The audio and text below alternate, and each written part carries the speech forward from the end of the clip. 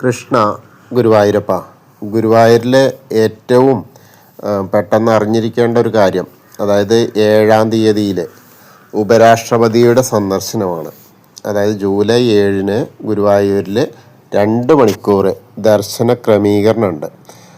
അതായത് ഉപരാഷ്ട്രപതി ശ്രീ ജഗദീപ് ധൻകർ ജൂലൈ 7 തിങ്കളാഴ്ച ഗുരുവായൂർ ക്ഷേത്രത്തിൽ ദർശനത്തിനെത്തുന്നതിൻ്റെ ഭാഗമായി ക്ഷേത്രത്തിൽ ദർശന നിയന്ത്രണമുണ്ട്.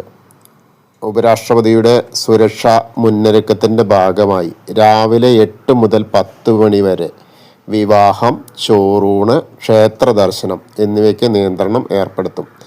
വിവാഹം, ചോറൂൺ എന്നിവ രാവിലെ 7 മണിക്ക് മുൻപോ 10 മണിക്ക് ശേഷമോ നടത്തേണ്ടതാണ്. വിവാഹങ്ങൾ നടത്തുന്നതിനായി കൂടുതൽ വിവാഹ മണ്ഡപങ്ങൾ ഏർപ്പെടുത്തും.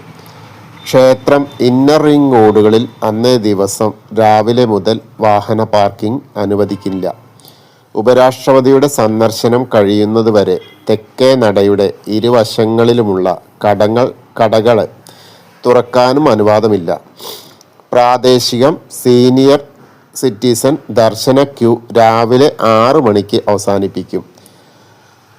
ഉപരാഷ്ട്രപതിയുടെ ഗുരുവായൂർ ക്ഷേത്ര സന്ദർശനവുമായി ബന്ധപ്പെട്ട ദേവസ്വം ഏർപ്പെടുത്തുന്ന ക്രമീകരണങ്ങളോട് ഭക്തജനങ്ങൾ സഹകരിക്കാൻ വേണ്ടിയിട്ട് Devaswom chairman doctor VK Vijayan, administrator OB Arunkumar എന്നിവർ അഭ്യർത്ഥിച്ചിട്ടുണ്ട്. അപ്പോൾ ഭക്തർ എല്ലാവരും അതിനനുസരിച്ച് 7-ാം തീയതി നോക്കുക കേട്ടോ. കാരണം നോക്കി വന്നാൽ മതി. ആ സമയം 2 മണിക്കൂറും കൂടി, അല്ലെങ്കിൽ ആ 2 മണിക്കൂർ വിട്ട് അത് കഴിഞ്ഞ ശേഷം വന്നാൽ മതി, അല്ലെങ്കിൽ അതിൻ്റെ മുൻപായിട്ട് വരിക. എല്ലാവരും അതിനുവേണ്ടി ശ്രമിക്കുക. കൃഷ്ണ ഗുരുവായൂരപ്പ ശരണം.